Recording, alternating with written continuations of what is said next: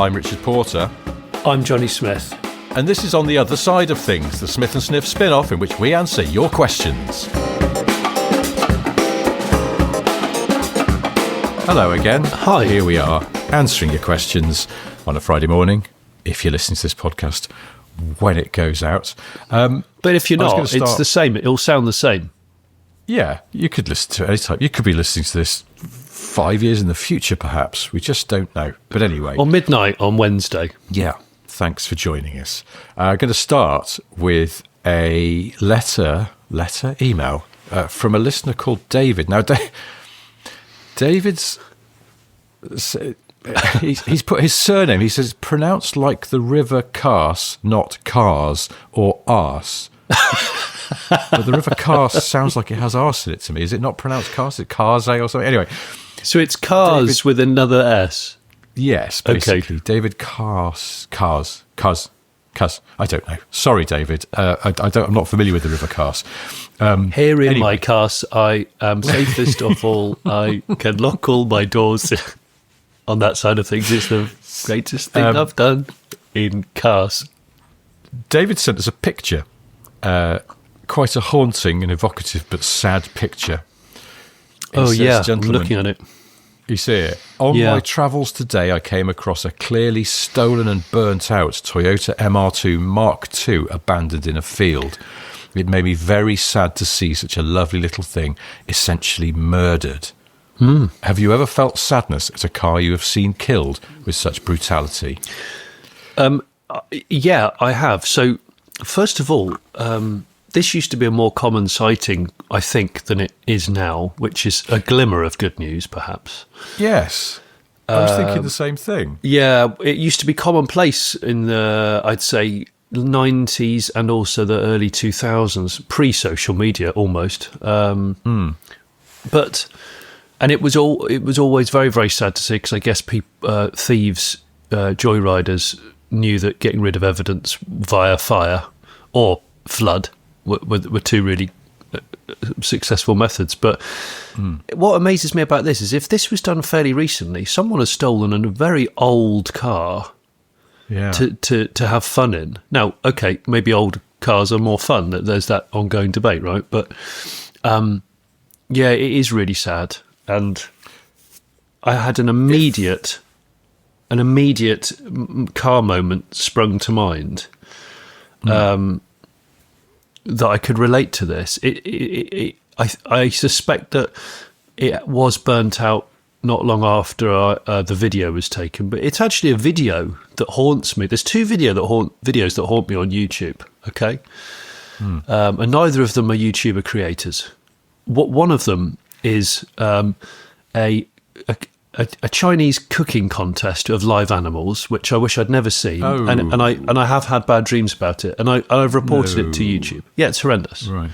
And second one, which I'm going to talk about more, is there's a camera phone video of a joyrider in a must be stolen Subaru Impreza WRX, going up and down this residential street with crowds of kids either side, like cheering and throwing bottles. And this Subaru is absolutely going to hell.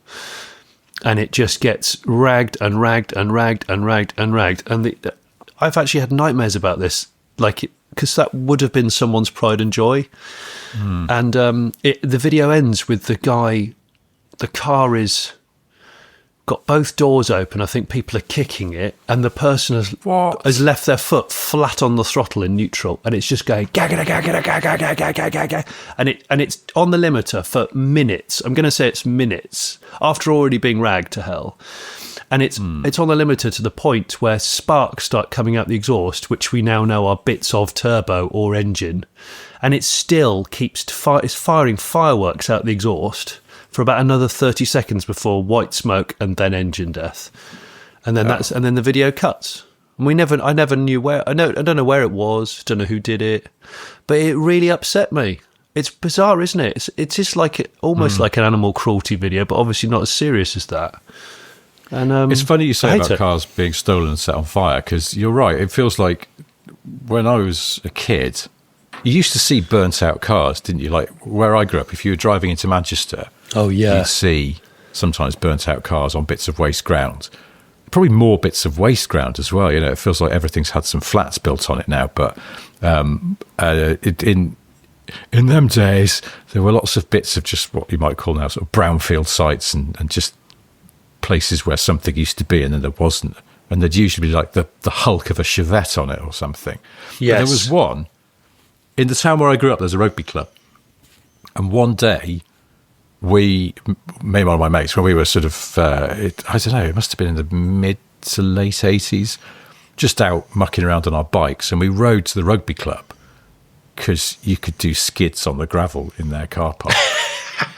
But then they had this there was a kind of main car park and there was just a massive bit of land where people could park.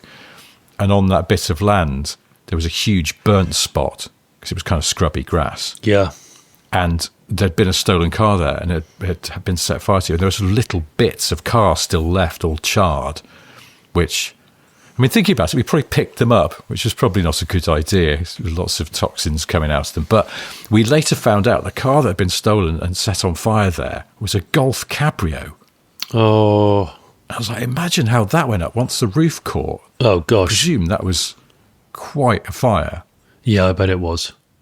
All cars are quite a fire, unfortunately, because there's an awful lot of plastics and rubbers and that sort of stuff. So, yeah, I am so fortunate that I've never had my own car burn to death, which is great. But yes, it is sad. Crossed. It is sad. Yeah. I actually featured when I was when I started out in the journalism game. Do you know what I mean? And I featured a guy's car who'd spent years building this trophy truffling show beetle.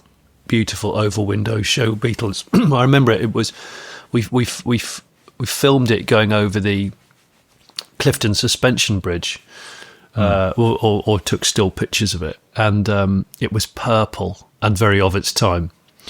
But about 2 weeks after I took all the pictures and we were putting the video the feature together in the mag, it caught on fire on the way home and it burnt itself to death.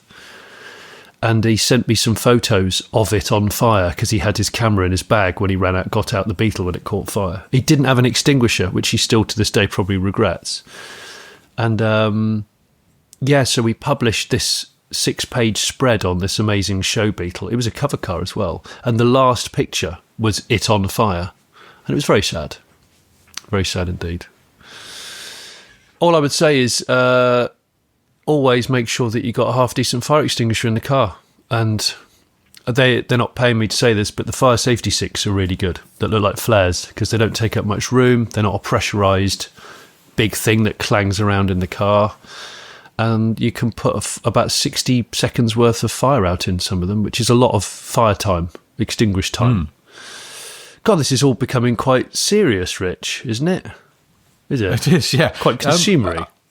I was going to move on to another message, which is entitled Otosot-urgent. No. It's from a listener called Nathaniel. He says, I've calculated recently that I've spent a total of £5,200 on repairs and maintenance in 9 months. Whoa. Yes, 5,200. That's an average of £860 a month, including my insurance. Now, this is on a 2014 VW Polo GT. Right. Nathaniel says, I cannot financially and emotionally keep up with the bills. My question to you is, what car should replace the Polo? A couple of conditions. Budget of £4,000, cheap to run, cheap insurance as I'm only 19. CMTMB, please help. Oh my God, I feel sorry for you, Nathaniel. That's really serious money on repairs. I wonder what's going on with this Polo. I was going to say, what is going on with it? I do need to ask that. So, budget of £4,000, cheap to run, and cheap insurance. Cheap insurance is difficult because we don't know everything about you, like where you live. If you live in a dodgy part of Liverpool, it's different. If you live in the valleys of Wales, so I mean, I don't know what you like either, Nathaniel. I don't know what kind of cars you're into. No, and the thing is, there's always this danger that you go and buy something for $4,000 and it needs work, and you end up spending, 860 quid a month, that's including insurance, he says, but even so, that's quite a lot, isn't it? So it seems expensive for a 19-year-old. I don't know. It's definitely cheap to run is one of his stipulations. There's no sort of like, and it must be sporty or fun to drive or something like that. So we're assuming that he's prepared to, he just wants transport, in which case, I don't know, Suzuki Swift, not a sport, because that's probably going to cost more on the insurance, but they're pleasant to drive. What about an Ignis Sport?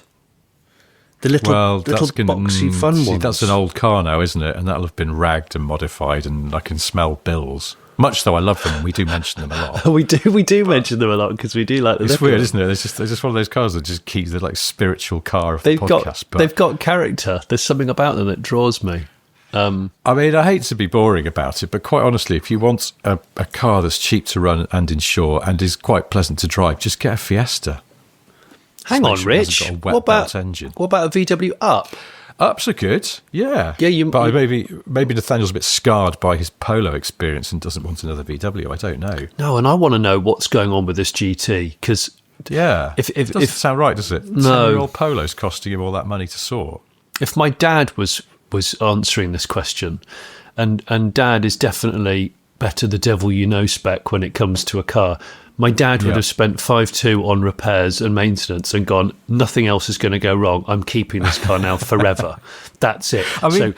When Nathaniel writes to us in 10 years' time, he'll say, I've still got my 2014 Polo GT. Yes, it's now costing me £980 a month. It's just, that is a good point, isn't it? It's like, surely, I don't want to tempt fate here, surely there can't be anything else to replace or fix on that Polo. Is it maybe just, it's got it out of its system now? I don't know. We'd need a bit more information to make a proper judgment on this, but in the absence of that, get a Fiesta. Uncle Festas are good, and of course they've recently been killed, so there's almost a bit more of a draw to them than there was. But pick an interesting one, because there were some dull ones.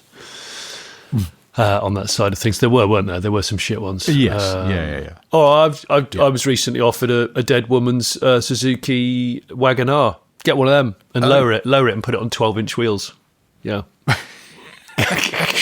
You really offered a Wagon-R? Yes, and for free or for cash money? For really not a lot of money, and I don't need it. It's done exactly 50,000 miles, and it's in excellent condition. Apart from every bumper corner has strakes on it from a lamppost or a fence. Textbook Spec D. It really is, and I just keep going. Yep, they're cack, but I really like them.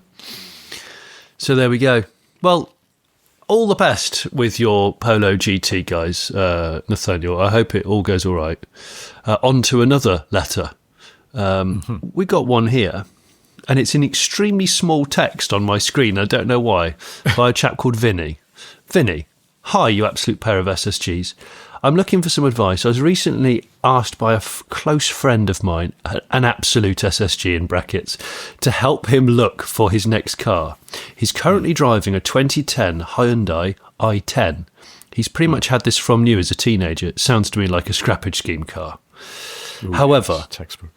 As we're both now in our 30s and he's looking to upgrade to something a little more grown up, he's got a sensible amount of around 10 grand to spend and only covers 7,000 miles a year. This car must be a manual. He really doesn't want anything too big and he despises SUVs. He mostly drives inner city, but has recently frequented a lady friend that he visits making the commute to Norfolk. He's the other side of Cambridge here, in brackets. I love this. This is great. It's almost quite in deep with your friends. Frequenting a Norfolk-based lady. The issue we've been having is he's quite a large chap and he struggles with legroom. I've got a 2018 Alfa Giulia and he struggles fitting in my car, legroom, driver and passenger seat too small and seats are too narrow being the problem. I've been taking a graze in the usual places and I've come up with either a 9th generation Honda Civic or a Citroen C4 Cactus, but was wondering if you have any other suggestions for other car options that are sensible and are crucially comfortable for a larger gentleman. CMTMB, Vinny. This is amazing, though, that this friend of Vinny's can fit in a Hyundai i10, but not in an Alfa Giulia. That is, my friend, the wonder of Alfa Romeo, is it not? Well, I seem to remember my colleague Jeremy Clarkson pointing out that there's something about the arrangement of the door apertures on the front of the Giulia. What, like a shin smasher? Where the seat and the wheel is. That, yeah, it is a weirdly hard car to get in and out of. So still bloody I could lovely. see that.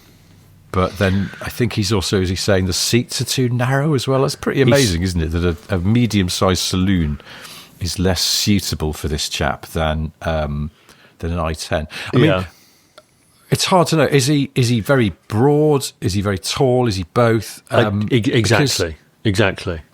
10 grand's a healthy budget, and I was thinking, if it seems like he's a chap on his own, but he's going to see a lady. He wants a manual. Doesn't do many miles. Mostly in a city. Toyota GT86 or something like that, couldn't you? Something nice and fun, but I'm a bit worried he won't fit. Yeah, and I don't know what they're like in terms of fitment. I mean, I've got long legs, you've got long legs. I think I didn't have a problem getting in a GT86. I don't remember having a problem with the GT86. So, no. Yeah, but it's... Yeah, it does... Well, it's hard to know, isn't it? Because your friends may be GT86 size. They've got long doors, so... Yeah, if it's sort of getting in that way, or maybe a coupe is the way forward. You'd think so, wouldn't you? Yeah. Long doors, and once you're in, and I mean, yeah.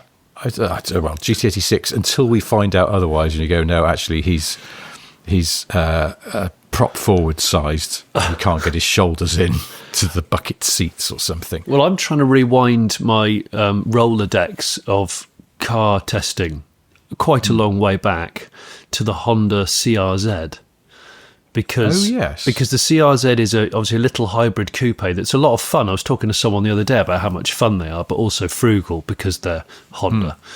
And I think that it had a good amount of legroom. The biggest problem that car had was that the back seats looked like back seats, but you just couldn't use them because there was just no legroom. They were just squidgy-looking wells that you would put bags and things on. Was the CRZ not the same as the Insight like you've got, where in some countries it didn't even come with a back seat because they realised it was so pointless, they just sell it as a two-seater? I think you're right. I think it was one of those things where for storage it was surprisingly good for a coupe because it sort of had two boots. But and for two people with the legroom and stuff, it was okay. And to that end, I've just thought, Smart 4.2 is a tiny car with an enormous amount of cabin space, both width-wise and leg room, which is why a lot of big Germans drove them. And well, it's true. I don't know, but then would you want to drive on from one side of Cambridge to the other side of wherever it was? Was it Norwich? It was Norfolk. Yeah. Well, let me say this. I remember the first late 90s left-hand drive only Smarts when they came into the country, and I was working on Car Magazine, and I drove one down to Cornwall and toured all the way around Cornwall. I remember driving it at almost VMAX on the motorway, and I went to see a lady friend at the time, so I can relate to that story, and I can relate in a way where the legroom was perfect. The posture in a Smart 4.2 for a tall person is great. Yes. Now, I'm not a broad man. That's true. Yeah. But I think it might be okay. But it isn't a manual, so you might be spitting at me already. Ah, yes, there's a problem. Okay, well, once again, I think we need probably a little bit more information, sort of dimensionally. If you could send us your friend's height, suit jacket size, inside leg, all the rest of it. We'll give that some more thought. But for now, I'm going to say GT86 until I'm told otherwise. Sort of on a similar tip, a listener called Adam writes, "Hello, you beautiful pair of flesh chandeliers." Oh, John. He says, 25 years ago, as a small child, my first job was cleaning the workshop of a Nissan garage. During that time, the 350Z was released along with the Almera Tino. However, the latter did not garner much of my interest. No. At the time, I had the "I'll buy one of those one day." Again, not about the Tino. And now I'm in my late 30s. I'm in a position where I can-ish. My question is, while it's an itch I personally should probably scratch, is there a better vehicle of the time I should spend my money on? Budget of 10 grand, mid-2000s, not too crusty, as I won't have the time to spend mending it.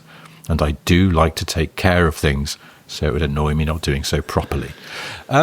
Well, right. See, look, since you've said budget of 10, I mean, it's not mid-2000s as such, but you could have a GT86 for one. Oh, stop it with your constant GT86. However, if you've always dreamt of having a 350Z, I'd get a 350Z.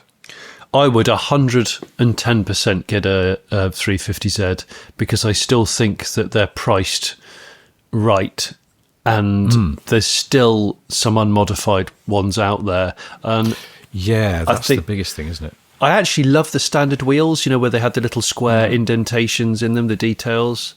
They still look like a 90s concept car to me, and I think that's why I love them so much.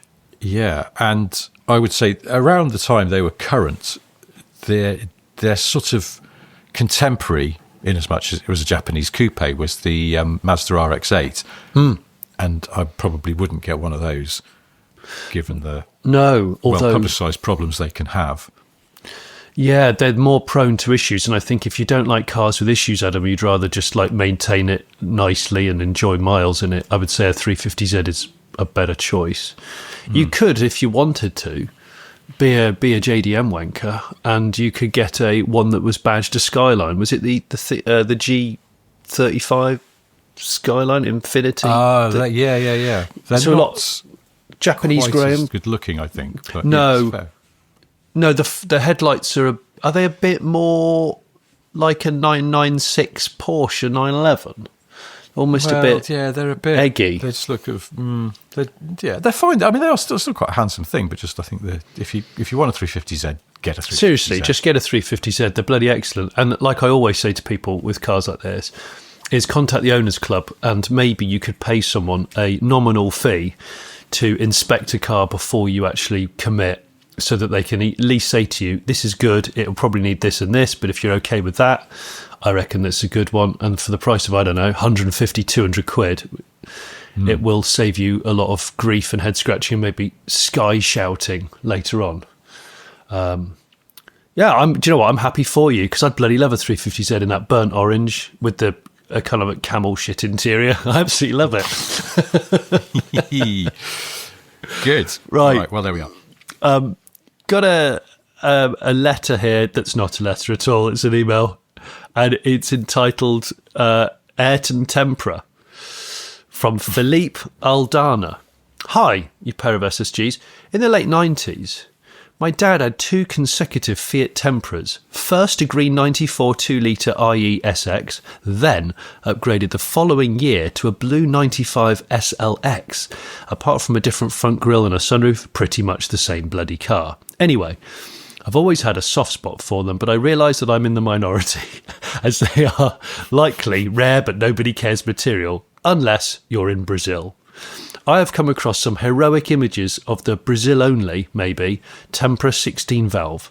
And according to the article, what Fiat executives could not have imagined the Tempra would have been forever associated with the image of driver Ayrton Senna to celebrate his 37th victory, the last of his career in Brazil. The 3-time world champion was taken to the podium in a legendary... Tempra 16-valve painted in pearlescent red. Ooh. I did not know this. I also found the YouTube video of Senna and a convoy of Tempras lapping into Lagos. Convoy of Tempras, good God. Lapping into Lagos. The footage looks more like a Fiat advert than anything else, don't you agree? Now, my actual question for you, Flukes, is the following. Does the association with Ayrton Senna help the Tempra inch closer towards Sub-Zero on the cool wall? Or is the Tempra so uncool it makes you wish Ayrton would have been taken to the podium to celebrate his last victory in Brazil in a totally different car? Puts me in mind of the Top Gear feature with the Diesel Sirocco ad, when the marketing guy at the meeting brings the idea that Diesel doesn't make the Sirocco worse, but the Sirocco makes Diesel better.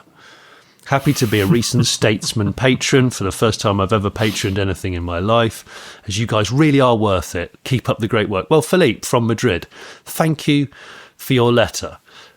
this is interesting because I actually can't remember much about the Tempra. So please don't hurt me, Philippe. Well, this is fascinating that there was a 16-valve Tempra in Brazil, because the Tempra was just basically a Tipo saloon, and there was the infamous Tipo Sedici Valvoli, which is quite sought after by Fiat perverts, I think. Well, Sedici Valvoli also, I'm almost certainly got done for money laundering with Wendon Zambo. Yes, he was the fourth of the three tenors. And, yes, that's right. Didn't quite get the same attention. But became a really shouty fat man towards the end, I would say. Yeah, but it's interesting. There was a Tempra 16-valve. But does Senna's association make the Tempra cooler? I mean, I guess so. It makes that specific Tempra cooler. I wonder if it's like in the Fiat Brazil Museum or something, because it's been literally touched by greatness. But yeah. Do you know what I think in situations like this? I think that Philippe's enthusiasm for it, and the fact that he will be on a one-man crusade to sing the praises and make people aware of the fact that this car had this connection with Senna, makes it cool.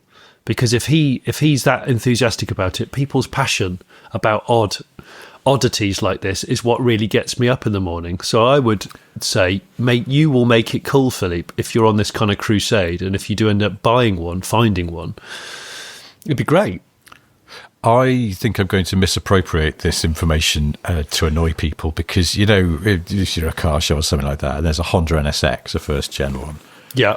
It's inevitable someone will go, developed by Ayrton Senna, And next time I hear that, I'm just going to go, no, you're thinking of the Fiat Tempra. That's great. I like that. But you know what? If you buy a Tempra and you shout about these proclamations and people start to listen, you could put the price up of a Tempra by, I don't know, 20%, possibly. It's worked for the NSX. I know that how many left the website is not always totally indicative because of the slightly wonky way that the DVLA stores information. But looking at Fiat Tempras on here, there are not many. I mean, probably, let's have a look, fewer than 10, I think, left in Britain. So that is a true rare, but nobody cares.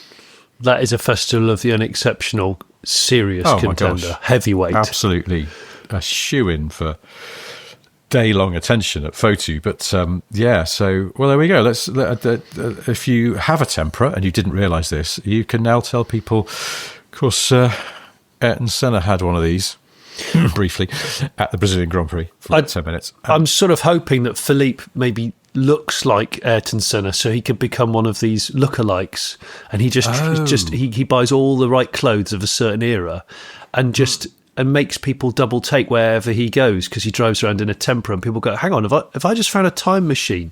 And I've just seen an Ayrton Senna driving around in a Fiat Tempra, giving me that kind of like slightly eyebrowed, sensible look that he used to get. That kind of race face.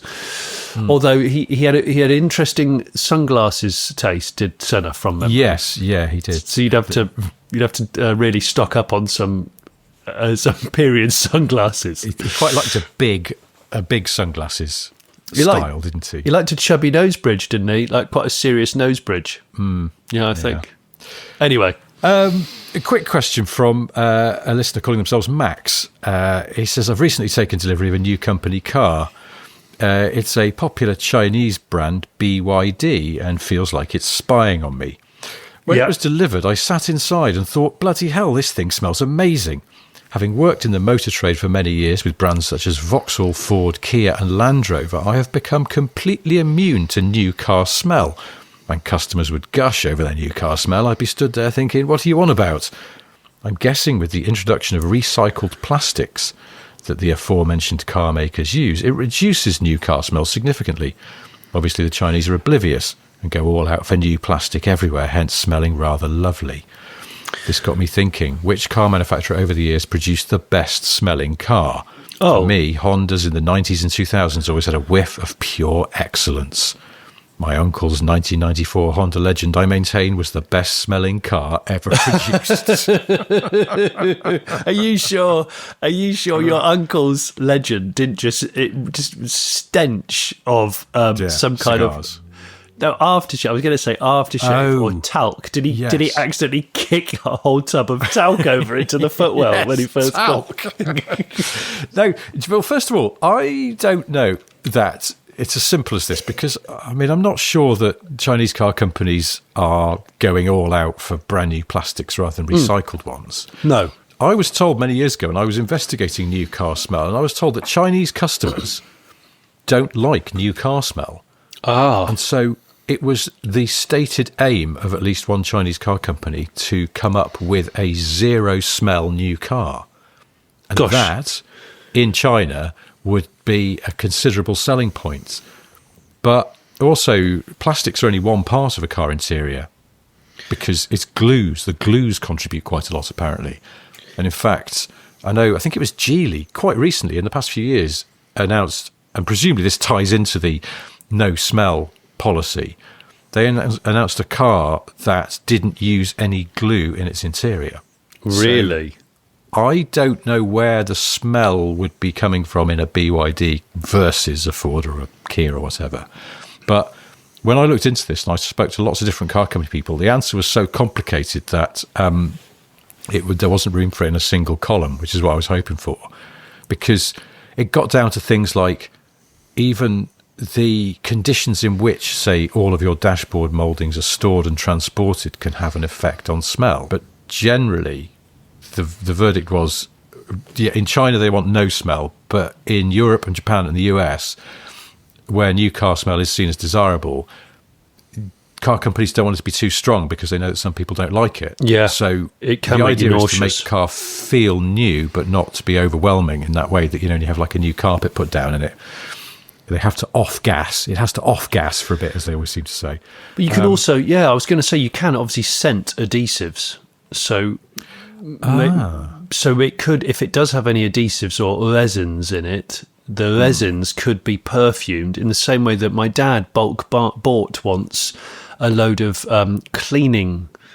fabric cleaning solution that was scented as bubblegum, and apparently it's the stuff that nightclub owners and pub owners use for clearing up chunder. Lovely. Because it overpowers the smell of chunder. So Dad bought 10 litres of it or something. So I remember whenever he was doing cleaning in and around the kitchen, it would just smell of bubble gum. Is that I think that's the default type of floor cleaner that the whole of the United States of America uses. Because I think any municipal space or airport or anything in the US smells really sweet. Yes. In that way that it's like, this is a smell that's been engineered to cover other slightly worse smells. Yeah, it's a suspicious sweet, isn't it? It's a suspicious It's a suspicious smell. Yes. But yeah, to Max's point though about best smelling cars. I mean, obviously, like a Rolls Royce smells lovely because they use very, very thick, high quality leather and carpet. Yeah, nice wool and carpet. Yes, There's something. But I think you're right. I know that your brain is not supposed to be able to remember smell as such. Like smell is obviously reminds you, an actual smell reminds you powerfully of things, but your brain cannot summon up the memory of smell the way it can visualize things and hear things. But I swear that I can smell 90s and 2000s Hondas. There is a definite smell to them. Well, that was their best quality smell. That would have been their best era as well, right? In terms of build quality, and it's generally regarded. However, honourable mention to BMWs. I always think there's a sort of a kind of richness to the smell of a new BMW, or there was historically. Yeah. All I'm thinking about is old cars, because you have that kind of Bakelite and plastic with vinyl, hot vinyl, which I don't mind the smell of, weirdly. And sometimes the seat stuffing. Oh, yeah. Seat stuffing can be made of all manner of different random things back in the olden days. And that stuff, I guess, sort of starts to fester over time, but not in a horrible way. And I find it quite comforting. Smell by Beetle's really comforting. And it's the vinyl seats with the whatever they're stuffed with. Yeah. It really is quite comforting. Yeah. Well, there we go. I'll take a... Do you know what? Can I have your uncle's legend, please? I would very much like your uncle's legend. It sounds fantastic. Yeah. I imagine it maybe doesn't quite smell the way it did, but yes, we can dream. All right, well, look, if you've got any thoughts about best smelling cars, then do get in touch. hello@smithandsniff.com. If you've got any questions for us, again, same address, hello@smithandsniff.com. Put Otosot in your subject line if you have a question. It helps us to find them. We'll do this all again next Friday, but on Monday there'll be a regular show. Until then, goodbye. Bye, guys.